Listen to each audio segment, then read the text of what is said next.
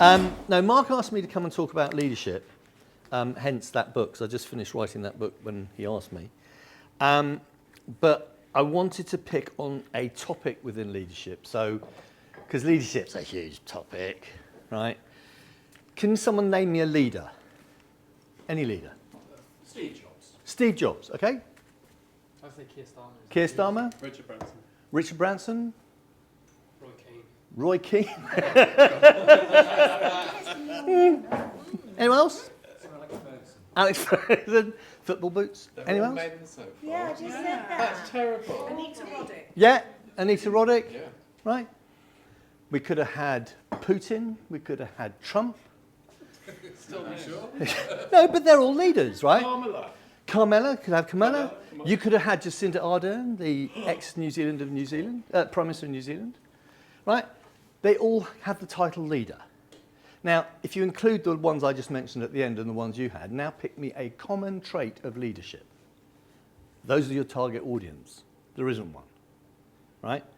It's such a diffuse word, it doesn't mean anything anymore. Leadership is just like this word, oh, leadership.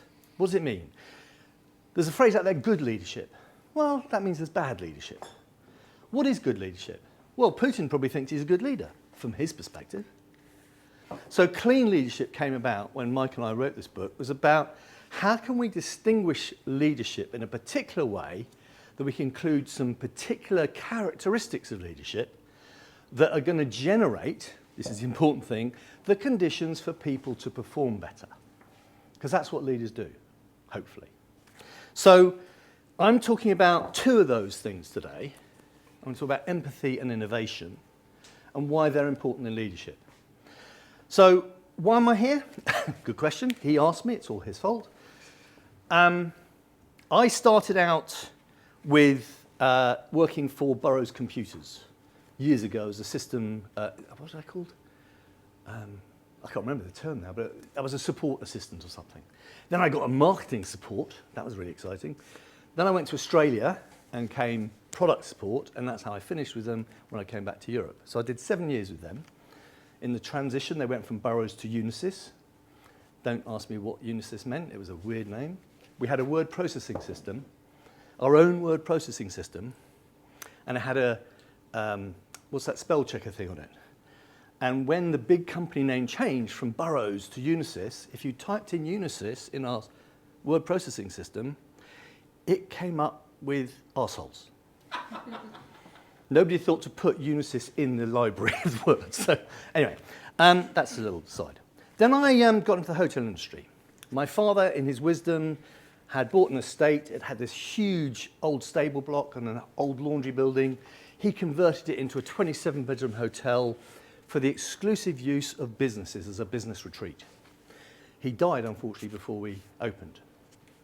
Our first signature in the guest book was actually Prince Charles, who knew my father from business years and came to see him because he knew he was very ill, and actually came and signed the book 6 months before we opened, which was sweet. Unfortunately, an American visitor then signed on the same page, which we had Tipexed out. But anyway, I ran that for 10 years. It was lovely, well, 9 years really. It was absolutely lovely. Had 47 staff, and it's probably the most exciting, enjoyable career I've ever had. Then, when I left that, we sold that business. I wanted to do something else. So I started a beauty salon and spa business. Now, if anyone was at Monday's event, I mentioned that it was one of the sort of biggest fuck-ups of my life because I went into business with somebody who wasn't the right person to go into business with. But that aside, we created the largest group or chain of beauty salons and spas in the world. We had 58 salons in the UK, Spain, Mexico, and Canada. That's because Unilever backed us, and then Unilever decided they weren't selling enough products, and they dissolved the business, which was a bit of a shame for me. And in between that and since that, I spent 14 years consulting to SME businesses, mostly in the hotel, hospitality, retail, restaurant sector, because that's the bit I love. It's all about people. And what I focused on is helping businesses improve their performance through their people, through and with their people. Not technology, not gizmos, not gadgets, but their people. And that's what my passion is. That's what I do it for. But starting in lockdown, when all my hospitality face-to-face clients obviously stopped, and I had a couple of other clients who I was doing online, Mike McMaster, my business partner, and I got together and we wrote books. This is the third of 3 we've written. There was supposed to be another 4 to come. Unfortunately, he passed away in February this year. He had dementia, he got an infection, he got into hospital, and it all went horribly wrong. So I sort of said, right, I'm going to go back to hospitality, because in writing these books, we'd sort of gone broad and wide and included lots of other industries.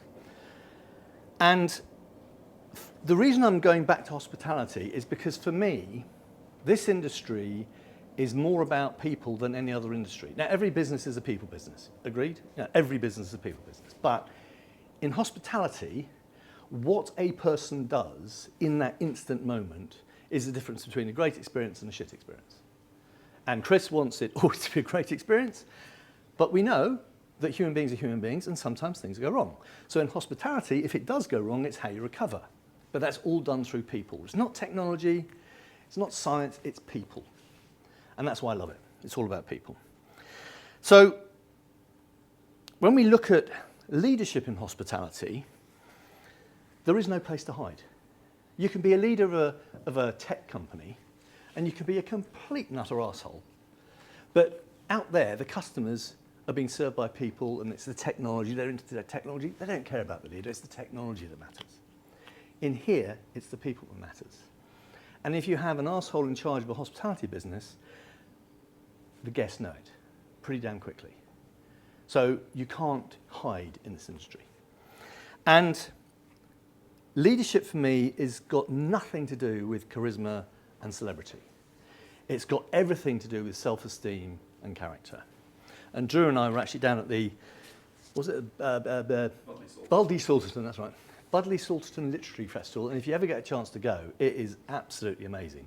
There's the range of book authors and things speaking there is great. We went to listen to Sir Anthony Selden talk about Liz Truss. He didn't get into any of the nasty stuff, but he was pretty straightforward about it. And at the end of it, I went up to ask him to sign his book, and we had a little chat about leadership, and he was very much about it's the character, and I said, what about self-esteem? He said, that's very interesting. What's the name of your book? So hopefully he might be reading it very shortly, with a bit of luck. So let's talk leadership. Question to you. Is the leader the most important person in the company? Hands up those say yes. Hands up those say no. Hands up anyone got any other opinions?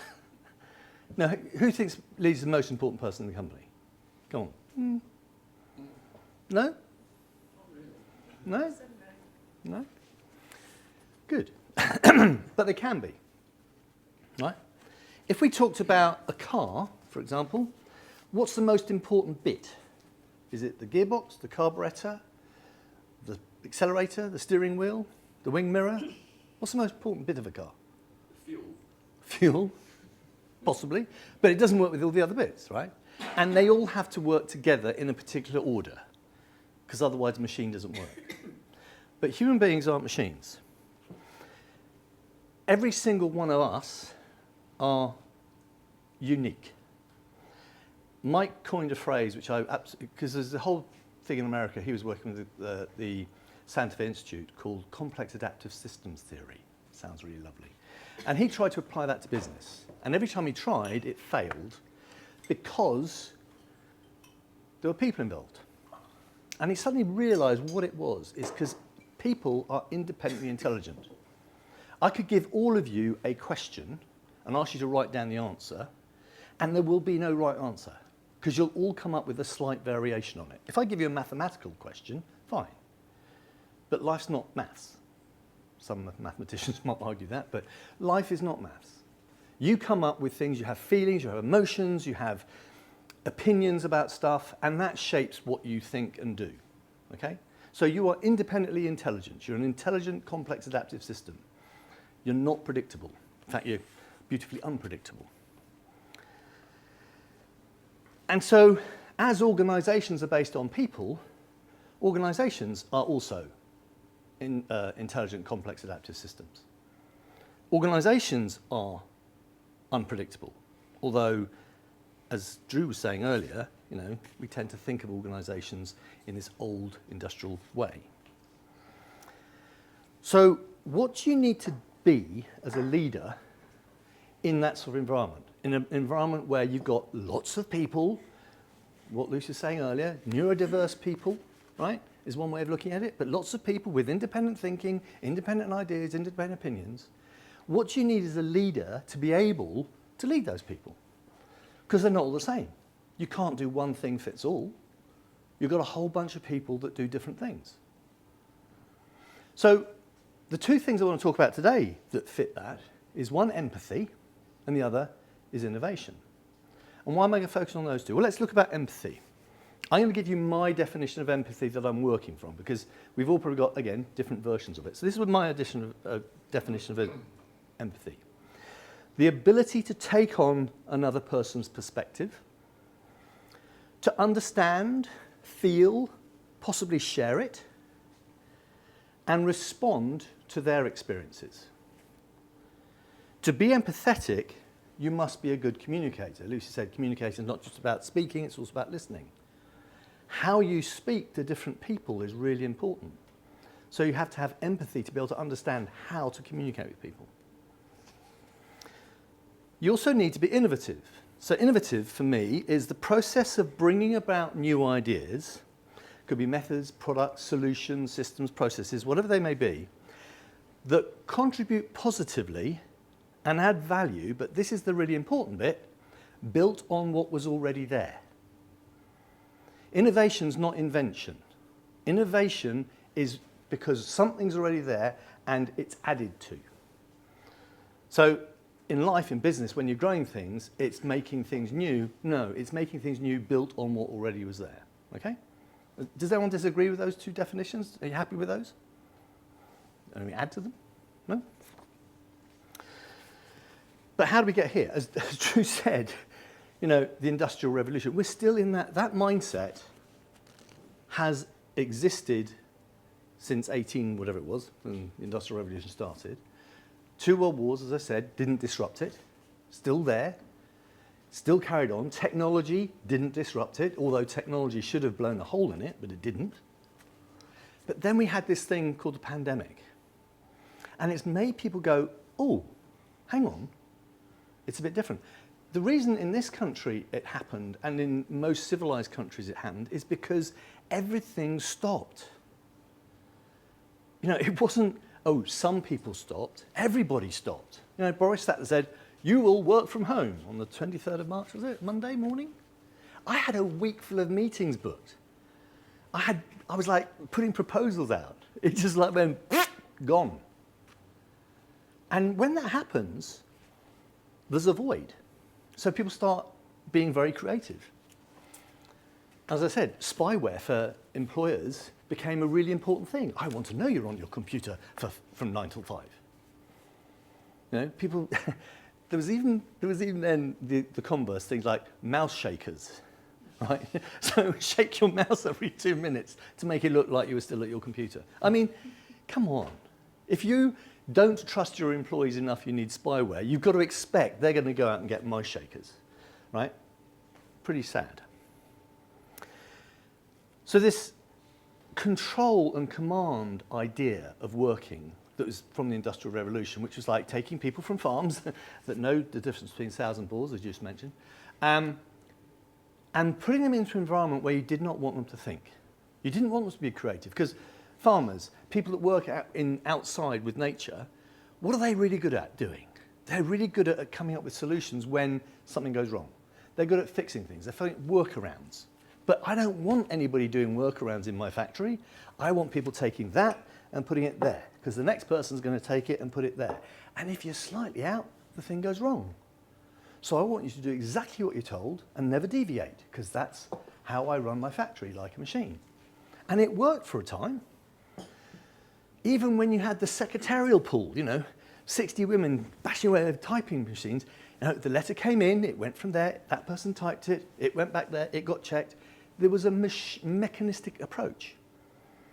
This industry, fortunately, that's why I love it so much, it's not mechanistic. You cannot make hospitality mechanistic. People have tried. it goes pretty horribly wrong. I went to a restaurant where you were given an iPad to order. Just think about it for a minute. How often do you ask the waiter or waitress, correct terminology probably now is waiter, isn't it? But how often do you ask the waiter, excuse me, what's in the sauce? Or how do you prepare that particular thing? So what happened was, you get given your iPad, you go down and sit at your table, you put your hand up, the waiter goes, yes, can I help you, madam? And he starts having a conversation with you. So why have you given them an iPad to order? Because you put a bit of technology in the way of service. The one, my pet hate in the hospitality industry is you dial the hotel number. Hello, press 1 for, press 2, press 3. Oh, you actually want to speak to somebody? We'll wait till 17 different options later. Oh, if you want to speak to somebody, just hang on. Why is not, if you're going to have a system like that, if you'd like to speak to someone, press 1. Because everyone would press 1. Oh my God, that could cost us money, right? But it's called service. So we're still using this mechanistic language, right? And how many of you felt like you're a cog or a wheel in a machine? How many similarly say, no, we've got our human resource or our human capital. It's this asset we've got we can move around, right? Machines break. Machines need operating systems. They need to be told what to do. They need to be precise. They're rigid, they're unyielding. And also, they require constant repair. Human beings are slightly different. We are intelligent, complex, adaptive systems. You don't need to tell people what to do. Right? Just think about it. You don't need to tell people what to do. If you want them to do something a particular way, you need to show them what the outcome's supposed to be. But you put people into a situation where there's no instructions, what do they do? What do they do? What would you do? Find a way, make it up yourself? One of the biggest problems for managers who love to control their teams and manage their people is when there's a void, there's a gap. We didn't quite think about that thing, so what do? They make it up. Probably in recruitment, that's horrible, isn't it? You know, people don't do what they're told. Yeah, but you didn't tell them to do that bit, so they made it up. Because that's human beings, that's what we do. We are unpredictable, beautifully so. We're adaptable. We respond to the conditions and the circumstances around us. And all of us do that. And if we're given the chance, we can heal ourselves. If we're given the chance. Unfortunately, in the world today, well-being expert over here, how often are we given the chance to heal ourselves? We're under so much pressure that actually health gets sacrificed. When he wrote the book Drive, Dan Pink was trying to move the needle away from the mechanistic approach to management to a more humanistic approach. He was talking about autonomy, purpose, and mastery. Autonomy, being able to choose how you're going to work yourself. Mastery, learning something, developing yourself. And purpose, having a direction to go in. It didn't really move the needle that much. Great book, but it didn't really move the needle. So how have we got to this situation today is when we look at leadership development or leadership training, it all focuses on the individual. It focuses on how can I make you a better leader?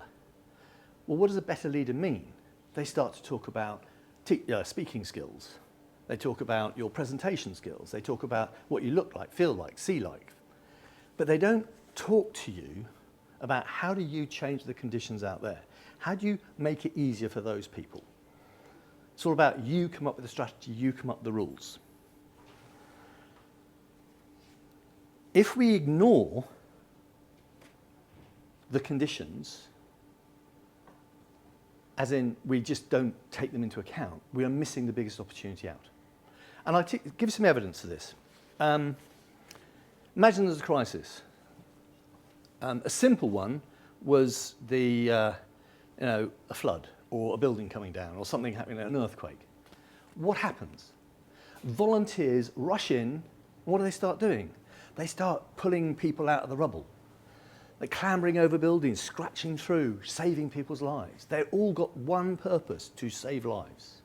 And then, after a period of time, the professionals arrive.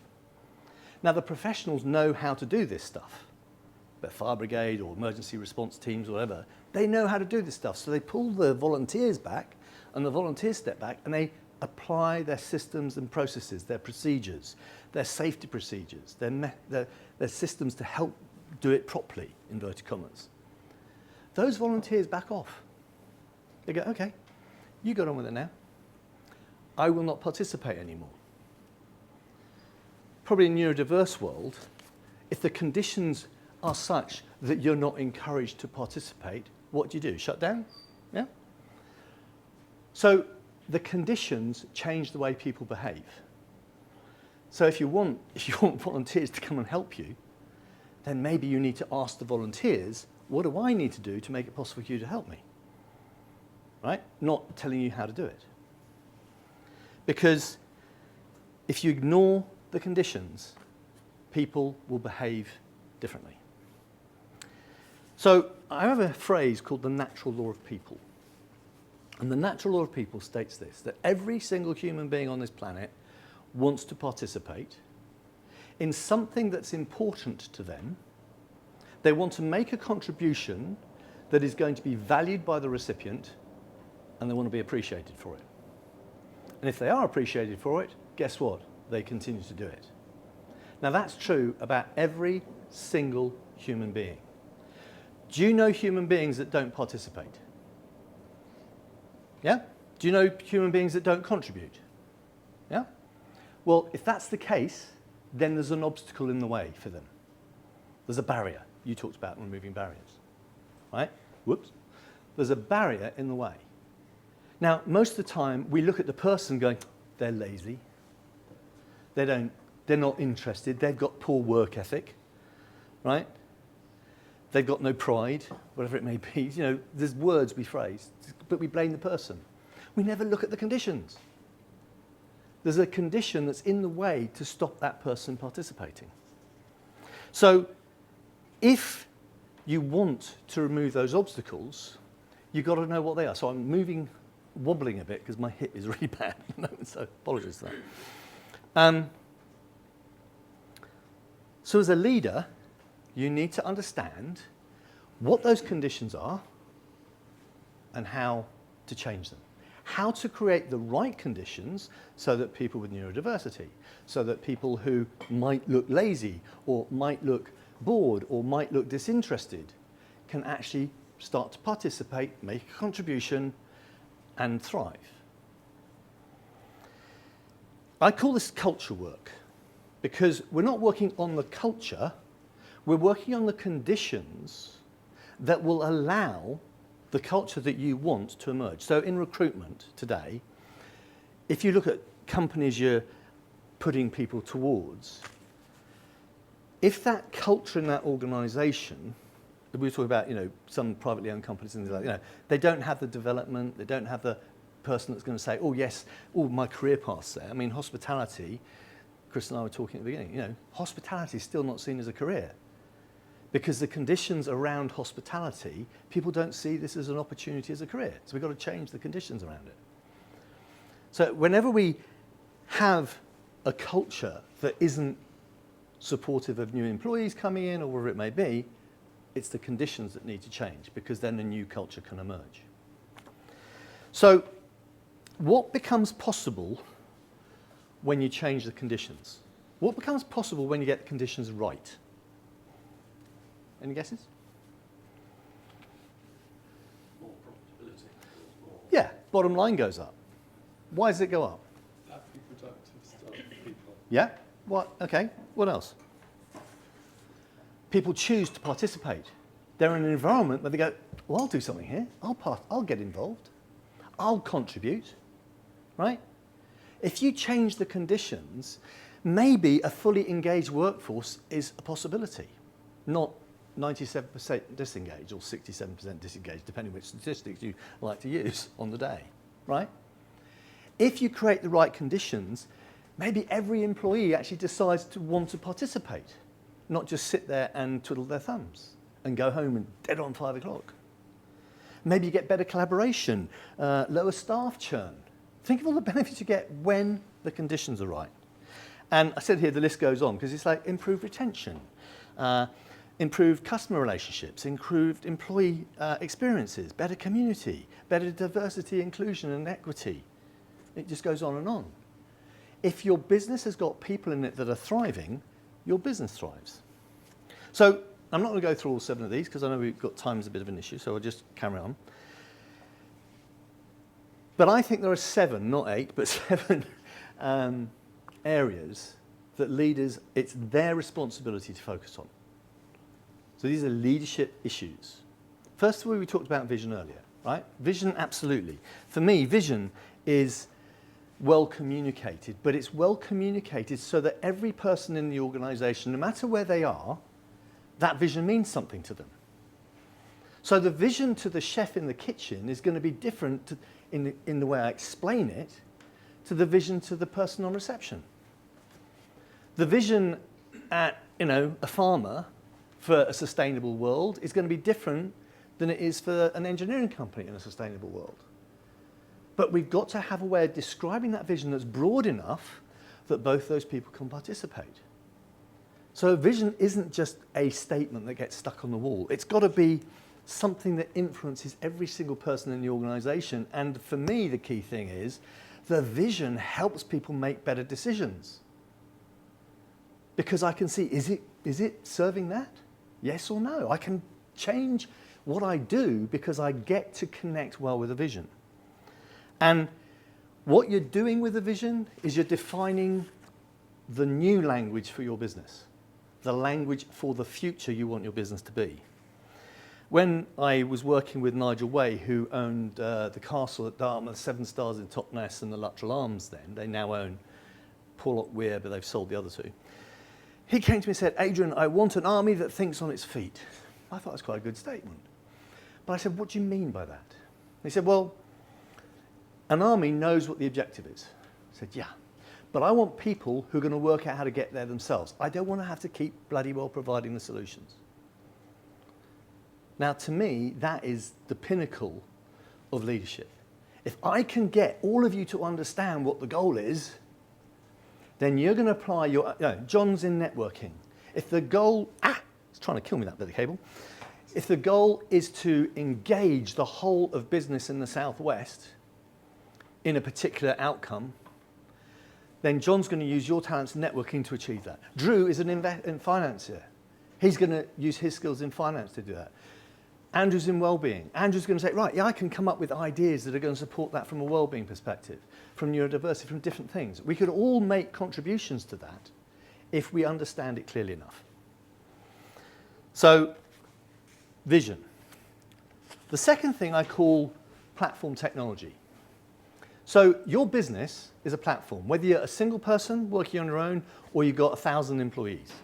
It's a platform.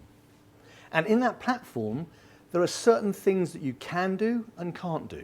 Imagine a platform like a plate. I was going to grab a plate and I didn't do it. Imagine a platform like a plate.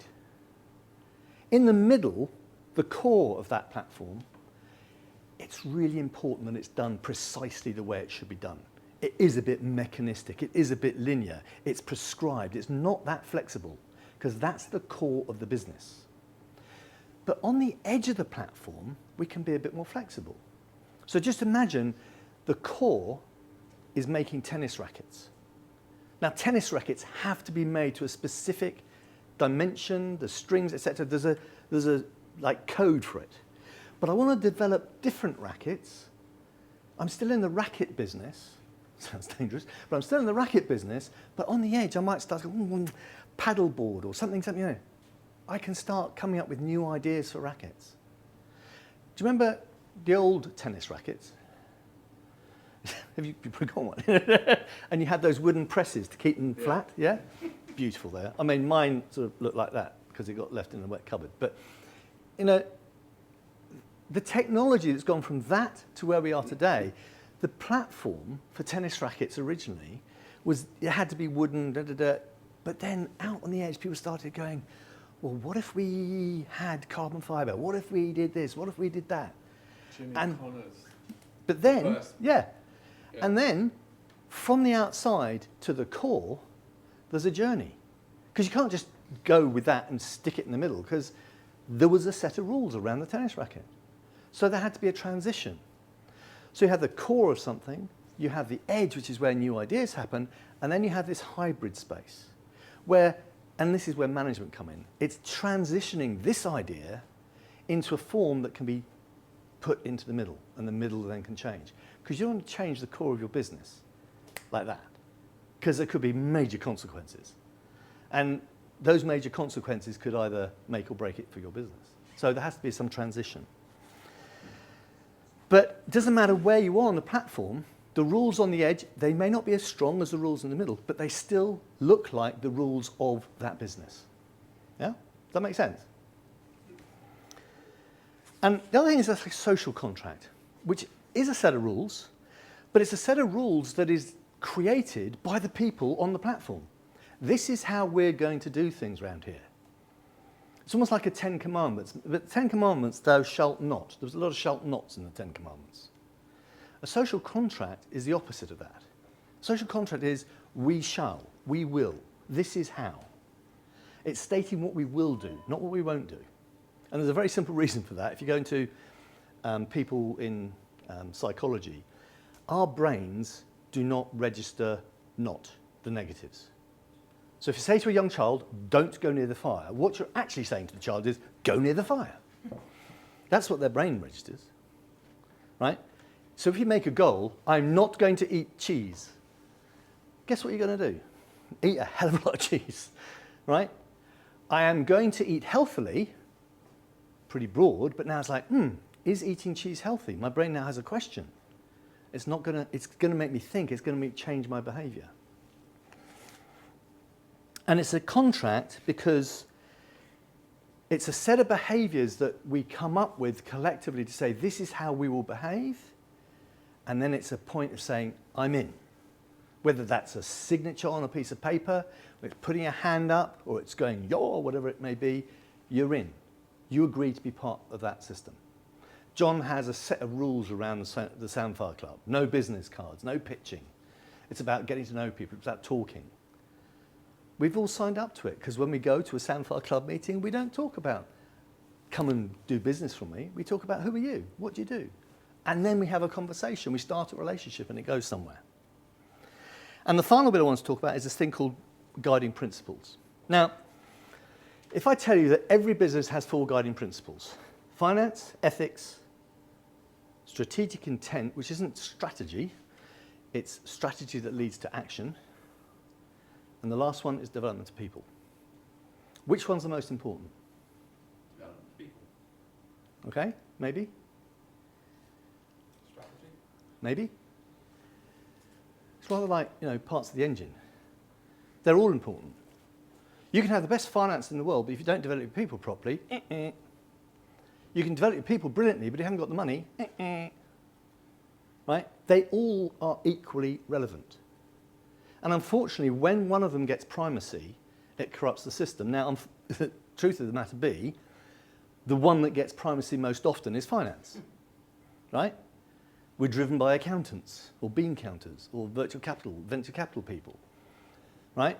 We're not driven by people that see it as a balanced set of principles. And those guiding principles are vital because those guiding principles allow every single person in the organization to qualify a decision in or out, to make a choice yes or no because of those guiding principles. And when that is created with your employees, not for your employees, but with them, they've come up with it. They sign up to it. They created it. They fulfill it. And that's when it becomes really powerful. That's when you start to create conditions where people will want to participate and will want to make the best contribution.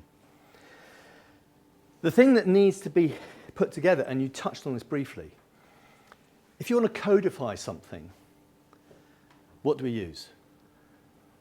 Language, words. The language that we use today is predominantly governed by the Industrial Revolution. We're stuck in this mechanistic language about performance and widgets and cogs and wheels and resources and assets. That's not the natural way. So we've got to get a new language. So when you spoke and I interrupted you, it wasn't heckling, I interrupted. Lucy. You were engaged. I was very engaged. Lucy put up this slide which showed all the different neurodivergent types. And she was talking about it. And I said, stop! And she went, ugh. Luckily, there weren't that many people there, so it's okay. I said, you have just done something amazing. And you looked a bit surprised. I said, what you have just done is given me an opportunity to define the conditions that allow all of those people to perform. Now, our hosts, which was one of the law firms up there, had just spent rather a lot of money refurbishing their offices. And I cheekily looked at her and said, of course, you've considered all of these before you redesigned your offices, haven't you? Before you changed the conditions of work. No, they hadn't. So I don't know how it's going, but, interesting. Maybe they're going to be a client of yours soon. Language is the most powerful thing we have. I'm using language now. Every day, your language impacts the behavior of the people around you. So if you want them to behave differently, you've got to start using new language.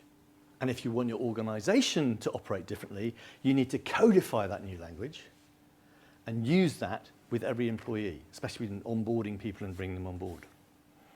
Now, it might sound pretty complex. It might sound there's lots of things to do with that.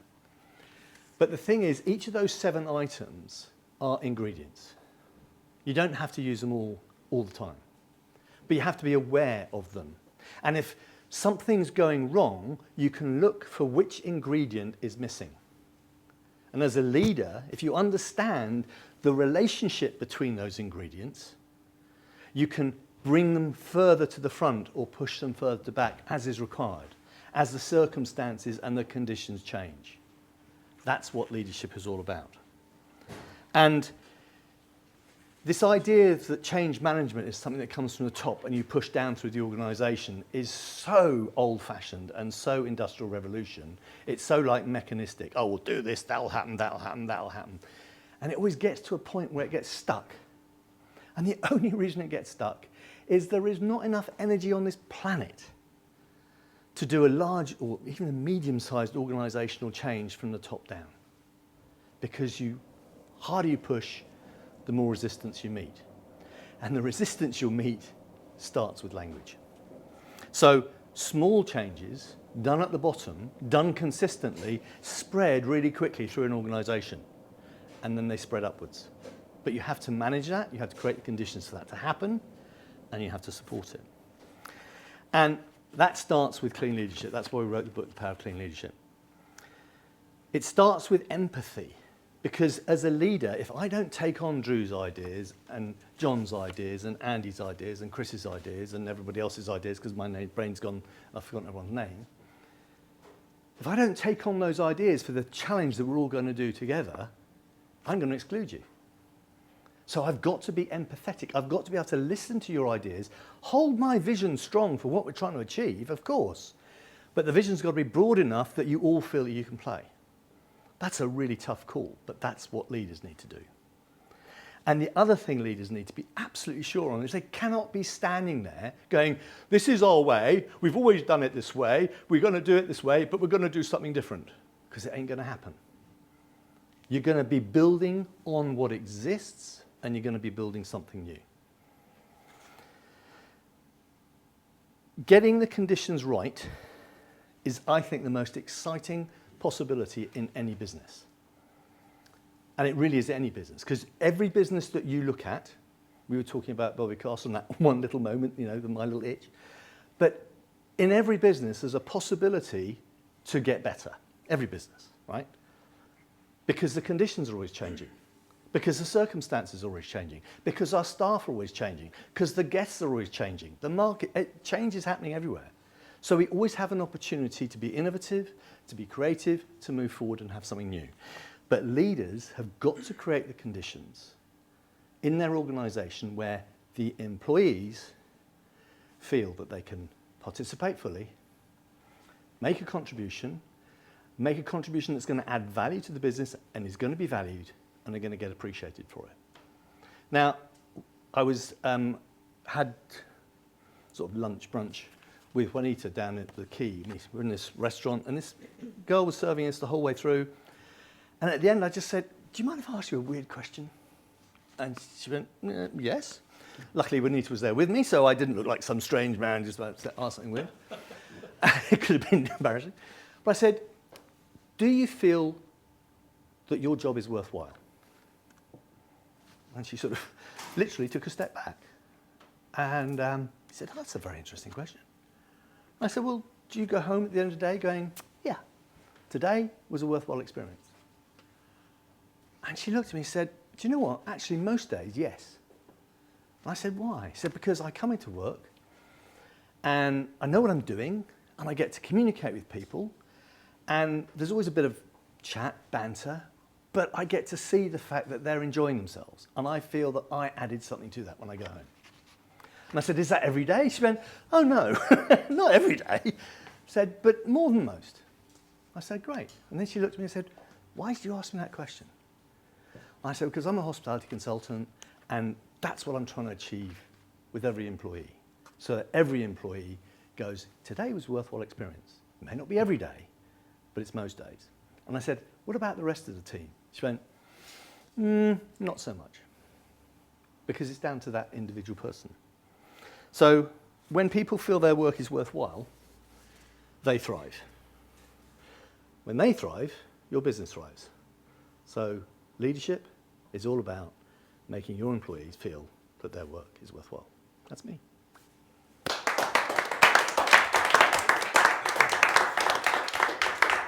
Questions? What do you do if there's a personality clash within, let's say, middle management? Because within larger organisations, there's always somebody who wants to climb the greasy pole higher than their compatriot. Yeah. How do you work that out? It starts before that becomes a problem. If you're in a situation and you come against that problem, first of all, you take it out of the environment. So that person now in my brain is like, okay, we need to handle this. And it's a conversation. And it's a conversation that's got to be had around, I think, how did you pronounce it, Lucy? You said standards of behaviour. No, you said something about, if they're not working up to standard, you've got to have a conversation about it. We've got to be performance management. It's a performance management issue. Chris can probably tell ways, but he probably handles that, But it happens on a daily basis. Yeah. To be honest, I tell you, do you know Lorenzo Gianuzzi, the GM of 4-Day Village, lovely man. When he started, he developed his own style he called management by walking. And if he was walking around, he saw somebody doing something great, he'd go up and say, good job, that was brilliant. Look how your guests felt. Really good, well done. So people felt appreciated. If he saw somebody doing something wrong, he said, can we have a quick word? And we take them away somewhere. Maybe just round the back of it and say, look, have you noticed it's not working? Have you noticed the impact you're having? I learnt that from my boss once in Australia when I was working for Unisys. Lovely guy called Barry Freeman. In the marketing meeting up in the boardroom, and I made some flippant little comment because I was a bit of a cocky bugger at the time. And he went, dealt with it, got the meeting back on track, finished it, and at the end of the meeting he said, Adrian, can I have a word? Into his office. And he said, how do you think that went? And I said, what? Well, what impact do you think your comment had? And I was like, I didn't know, He said, well, let me tell you how I experienced it. And this is also, if you've got someone who's really twisting things up, you tell them how you experience them. Not what they're doing wrong, how you experience it. So you take it away from them doing something wrong and tell the impact it's having. And he told me. I was like, I was in shock. I was like, oh, I didn't mean to do that. He said, right, so I want you to go to your desk and I want you to come back in 20 minutes with how you do things differently from now on. I went, okay. So I went back to my desk and I sat down and I thought about it. I said, Well, I didn't prepare for the meeting. What do you mean, prepare for meetings? Know what I'm talking about. No, don't interrupt. Da, da, da. And I came down like a list of my 5 little rules. And I went back and he said, okay, what you got? And I said, Raymond said, okay, run with that. Best training I ever had. Who trained him? I trained myself. He just made the conditions that made me think about it. And often people act like dickheads because they don't think about it. And spinning off that, Yeah. there's a hospitality venue not far from here. For that very reason, for example, they don't have staff appraisals. And their view is, why would I wait 6 months to bring up, deal with it on the spot? Their staff set their own targets, their staff set their own rules, and their churn is 0. I had a client that asked And me... you were there recently, Yeah. actually. Yeah. I had a saw client who asked me to help them create a staff appraisal. And I hate staff appraisals because they are normally, once a year, get the KPIs, do the 360, oh, there you go, and then it's stuck in the bottom of the drawer and nobody touches it. And I said, no, that's not staff appraisal. So I wrote this whole paper on dynamic appraisal, and I said, that's appraisal. And they looked at it, and they thought about it, and they went, no, we're going to do this 360 appraisal system, which they did for a year. They then called me back in and said, it didn't work. Really? Oh. I gave them the same document again. Try that. And they looked at it, and they said, but we can't do this. I said, why not? But we got HR doing these appraisals. I said, well, get rid of HR then. And they went, what do you mean? They're really important. I said, well, no. They're really important for doing the mechanistic bits of HR, the contracts, the terms and conditions, all that sort of stuff. But your managers have got to communicate with the teams they're working with. They're the ones that should be organising this. They're the ones that should, on a weekly basis, go, how's it going this week? Know what that person's targets are. Know what's going on. And have a conversation. Have a relationship. Too many managers, it's like, you're working for my team, but I don't need to get to know you. Just tell you what to do. You're talking about different business landscapes, because Yeah. during COVID, I managed a team in recruitment Yeah.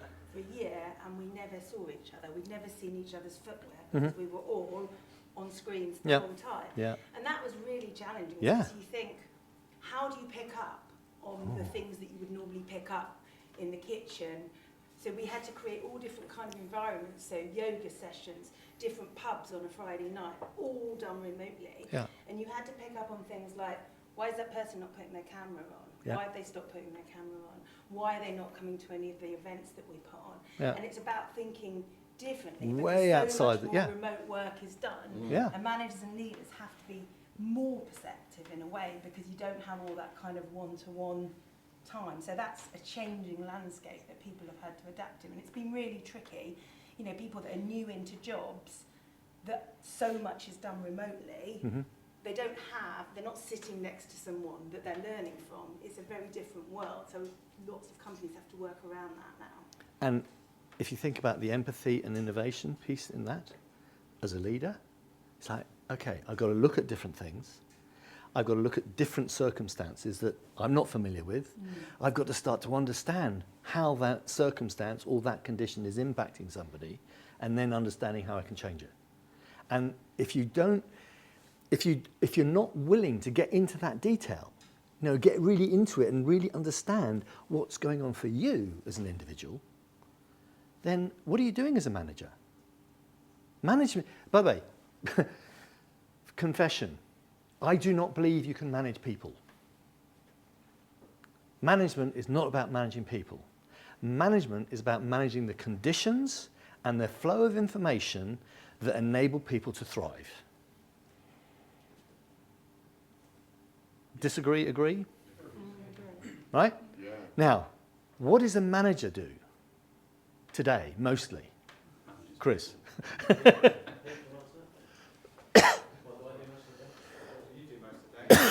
politely, and he's in company. Does he tell you what to do? He doesn't tell us what to do. He makes sure we're doing what's expected of us. Does he create the conditions for you to get your job done? Yeah. Does he give you the right information to enable you to do it well? Yes. What else does he do? This is the question, actually. We all want to Because if know. that's all he does, then tick, he's doing management. Yeah. I want that on the LinkedIn here. Any other questions? Because I don't know, because I know we've got other things to do. Just going back to your original statement around who's the most important person, then, hmm why does that not make the leader the most important person? The leader can be the most important person when the leader understands that it's not about them, it's about the conditions that they create. And what Sir Anthony Seldon was saying about Liz Truss was what she did was completely ignore everybody. It was all about Liz and Liz's plan, right? What was his name? The financial Boateng, Kwasi Boateng. Yeah. Yeah. But him, I butchered his Kamikaze. name. but whatever his name was, I can't. Poor guy, sorry, but Yeah, we shouldn't have it started. wasn't his budget. It was her budget. It was her plan, and nobody had got involved. What was interesting he said about Thatcher was she waited 2 years of listening and watching Yeah. her cabinet and how the system operated before she came in and going, you know what, that needs to change. Let's do this, let's do that. Liz came in and went, it's all changing. This is what we're doing. And if you look at, there's a lovely book out there called The Great Con. And if you're ever into consulting and want to know about the world of consulting, go and read The Great Con. Because it's all about how consultants tend to come in and tell people what to do, change it all, and when they've done it all, then they leave and there's just a mess left. One word from McKinsey. Yes. But it is this idea, and you know, I've seen managers get promoted. In fact, it happened to us. In the day I was working with a life insurance company. They had, I think it was in those days, it was called Arthur Anderson. Yeah. Excuse me, let me just tell this person, I can't talk right now, go away. They'd had Anderson Consulting, or Arthur Anderson, whichever it may be, for 6 months. Just under £500,000 worth spent. A nice line of A4 folders on the shelf of the system that they're supposed to do. We were called in. We worked with the, what were they called? The regional team. There was 16 of them. And they're responsible for the whole southeast of England. Go away. And in 6 months, we increased their sales by 30%. But the best thing, and I might get emotional because I normally do when I tell this story, the best thing was we had all 16 of them around a table, and it was sort of like, we didn't know it was our last meeting at the time, but it was just sort of a round-up, catch-up before we moved on forward. And I went around the table and I asked them, so what's changed for you? Not one of them mentioned sales. Not one of them mentioned the business. This guy, I'm actually spending the weekends with my girlfriend. Oh, yeah. This guy, well, I haven't taken my wife out to the theatre for over 10 years, but we're now going to the theatre once a month. All right. And I went all the way around the table, and the managing director, huge man, I mean, he was in, his hands were like a sort of huge guy. And he sat there and went, well, I haven't been speaking to my daughter for years, but now she's coming round to my place for supper. I don't ask her what she's doing. I don't tell her what to do. I just say, how's it going? And I listen. And then she asked me, what would you do, Dad? And I can make suggestions. But I haven't told her what to do, but we're having the most wonderful time together. And it's like, I'm going, and we increased your sales by 30%, you know? But it was the people and the impact our work had on the people that really made it great for me. There was one guy who became managing director when this guy retired, and the first job he did was pick up the phone and fire us. Because he was a real Arthur Anderson, McKinsey-esque sort of type person, and he started to change everything. And would you like to predict what happened to sales? They went down. They went back to where they were within 3 months. Right? And nobody fired him. Well, they love that. Isn't it called mushroom management? Well, yeah. You know, keep But, it in the dark, but do the bullshit. that to me is, that still exists today. Chris, It still exists in the hospitality industry, yeah? It still exists in, farming. No, you're not in farming, no. I'm not No, buying but, it. but it still exists in recruitment, yes? Right? Every industry, it still exists. There are people in there that think it has to be mechanistic control. And it doesn't. It really doesn't.